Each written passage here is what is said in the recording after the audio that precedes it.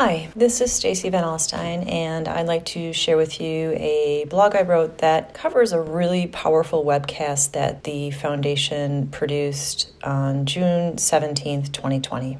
Last week, the International Foundation hosted a webcast called Stronger Organizations, Your Role in Diversity and Inclusion. Wendell Young, the Foundation's president and chair, had wanted this topic to be an overarching theme for his leadership year, starting the conversation with a meeting among the Foundation's board and committee members in March and running throughout the year.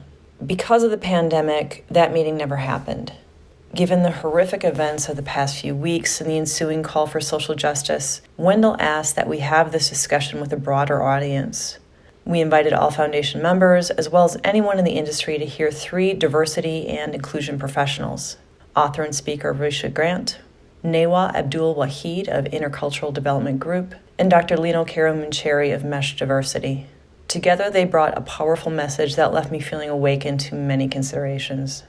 Each of our speakers approached this idea of diversity and inclusion differently, and some even admitted a disdain for the word diversity. Their unique frameworks, paradigms, and illustrations underscored a common thread. We need to recognize our own culture, our own history, and our own biases in order to work effectively with people who are different from us. When this happens, when we genuinely allow space for someone to be different, when we hear what they have to say and give them support and appreciation for what they are bringing to the table, then real progress can be made, and then we'll find tangible organizational results. Our beliefs and our actions are fed by both conscious and unconscious bias. These are the beliefs we hold after a lifetime of getting messages reinforced over and over. Risha Grant explained it as the them we refer to. They will think we're not raised properly. They will not let us get a job we want. For many of us, they are the people on the other side of the tracks, or the people who are a different color than our own. It is the theys who create our isms and our phobias. Racism, classism, homophobia, xenophobia. But is the they really a they, or are they really us? Risha offered 3 steps to addressing our own biases. Give ourselves permission to accept our feelings as they are. Acknowledge our own biases. Own it. Say it out loud. How does it sound when we say it out loud? Does it make us cringe? Confront our biases by being intentional about being inclusive. If we continue to circulate with whomever we're most comfortable and we are not deliberate and intentional about including others or genuinely considering other perspectives, no progress can be made. The speakers talked about racism. Racism is a human issue, a social construct, one that involves a difference in power, and it has been in effect for generations. As employers who may be in a dominant group, we need to recognize that for some of our employees, this is a way of life, something that is carried with them always. Racism is a complex system. It is not a black and white problem with a correlating binary solution. Diversity and social oppression are non-linear. There's a pattern to the racism, but the science is complex and deeply embedded.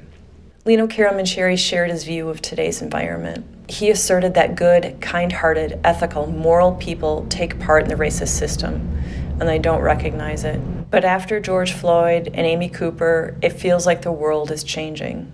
For the first time, the outrage of recent events is met equally with outrage from good, kind, ethical white folks. Diversity experts are now being asked to not just do a single training, but to do more in-depth, sustainable work that will have a lasting impact. The speakers talked of organizational culture, defining it as repeated patterns or shared experience. If we see what Lino termed as 2D diversity, meaning that diversity in race, gender, sexual orientation, and age is present in an entry-level job, and then it diminishes significantly as you move up the organizational ladder, it's likely a system issue. He shared that researchers have found 2 types of diversity that make a positive difference in an organization: inherent diversity, like sex or race, and acquired diversity, such as cultural fluency, generational savvy, language skills. Firms that have both types had greater growth and market share over the previous year and were more likely to report that the firm captured a new market. If our organizations have 2D diversity, but we have a closed, dominant culture that really doesn't embrace different perspectives, different ideas, or different cultures, will those outside the dominant culture survive? Building a sustainable, healthy culture together is a vital part of the puzzle. When the culture is healthy, it is the organization's biggest recruitment tool. Ethnic lunches, and as Newa pointed out, really, what food isn't ethnic? They don't help us understand a culture that is different from our own. We need to develop a capacity within our organizations for workers to improve their ability to work with others with cross-cultural differences. While we don't need to know all the answers, we do need to ask the right questions. Newa offered the following guidelines for building this cross-cultural capacity. First, validate. Even if we really don't understand where someone's coming from, we need to validate their perspective as it's real and true for them. Appreciate. Show some appreciation that someone trusted us enough to share their experience or perspective. Say, thank you for trusting me with this. The idea of appreciation was emphasized by Lino. He said that this is the point where compassion and a true sense of community can begin. And finally, investigate. Be curious about deepening our understanding and find ways that we can be more responsive and supportive. Research sources created by those within the group we're trying to learn from. Newa suggested working beyond the golden rule of treating people the way that we want to be treated. He said treat them how they want to be treated. Practice reciprocity. Share before asking. All of the speakers agreed mandated bias training will not accomplish anything. Because this is a highly complex, ingrained, systemic issue, it will not be solved by a single conversation, by watching a video, or by doing a training. The work needs to be outcome-based.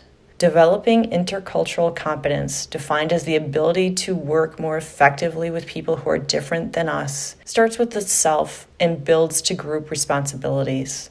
Leaders need to ask themselves, what options are we making available to develop this core competency? It must be part of our organization. Does our diversity statement say we value diversity, yet our leadership is a homogenous group?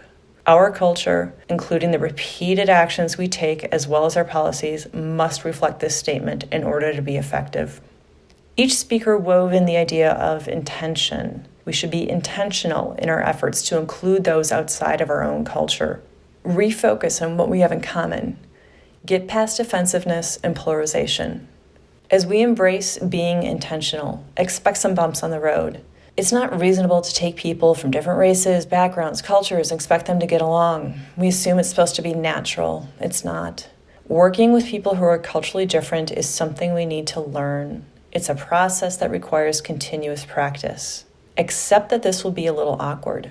Risha asked all of us to consider that when we're with our extended family, we probably don't like half of them, even though they have our same experiences.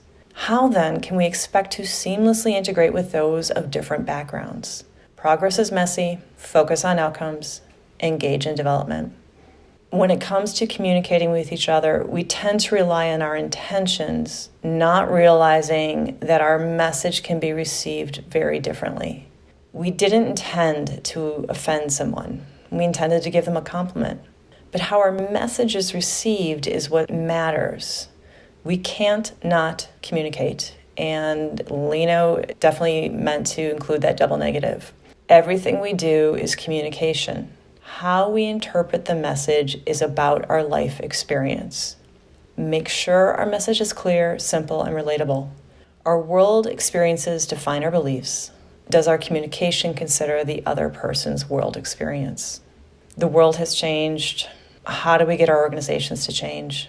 Each speaker emphasized that we all need to be part of the solution, recognize our biases, be intentional, show appreciation.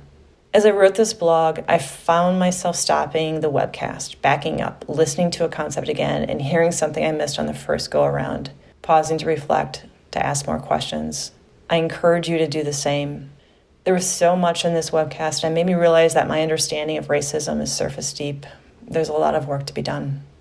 International Foundation members can listen to this full webcast, Stronger Organizations, Your Role in Diversity and Inclusion on demand, and learn even more about how their organization can engage in building a diverse and inclusive workplace. Visit www.ifebp.org/webcast.